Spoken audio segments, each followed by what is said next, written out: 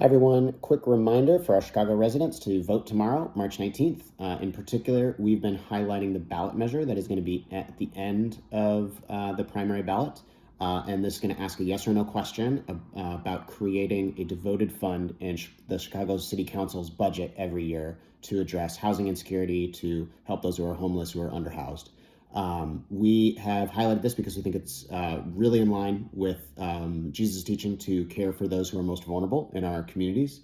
Other cities in the country have a devoted fund, and it doesn't have to be organized for every year when the city makes its budget. It's just there. It's a piece of the pie that will always be there, and that's what we're hoping for. Couple explainers, because we had some really excellent questions and wonderings coming in through the church about Bring Chicago Home, this organizing effort.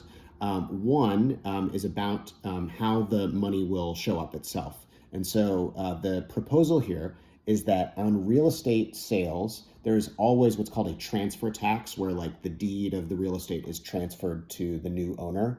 And what this is proposing is that any real estate sale in Chicago that's over $1 million, that the amount of that transfer tax that is on any amount over $1 million would be taxed at a higher rate. And then all of that extra money that comes in by taxing at a higher rate would go to this fund.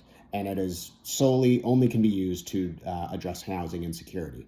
Now, any sale that is under $1 million won't be affected by this, or actually it will be affected. It'll actually go down. The transfer tax will be more graduated. And so anything under $1 million, if you sell your home, or if you sell a building or a part of a building that is less than $1 million, that will actually be taxed at a lower rate. So the transfer tax will go down. Also, the transfer tax is a one-time tax. So it's not ongoing. It's not something that creates a burden for a long period of time. It's just at a point of sale.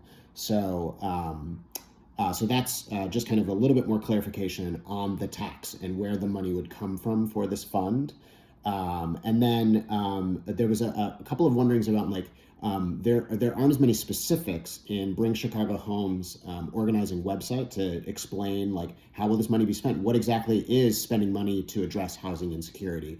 And the reason for that is that the money is not actually going to be belong to organizers or activists or a nonprofit to spend. This will be money that is the Chicago City Council's budget. And so it is up to our elected officials to spend this money on specific things. Now, we can lay out railroad tracks as organizers or as people who care about this. We can make demands, we can suggest certain things, or pilot programs to help the government see what they should invest in. But inevitably, it's going to be our elected officials that decide how to spend money. It's just that we are laying out the boundaries of saying it has to be spent on something that you can make the case will address housing insecurity. So the organizing doesn't really end at this point, right? We still have to demonstrate what it looks like to care for the most vulnerable in our city. But this does mean that the money will be there, and it's not going to be a mystery, or it's not going to be just we're not going to have to say here's what we should spend money on and here's how we should do it. We can say here's how we should do it because the money is there. So March 19th, tomorrow, vote and say yes to the ballot measure.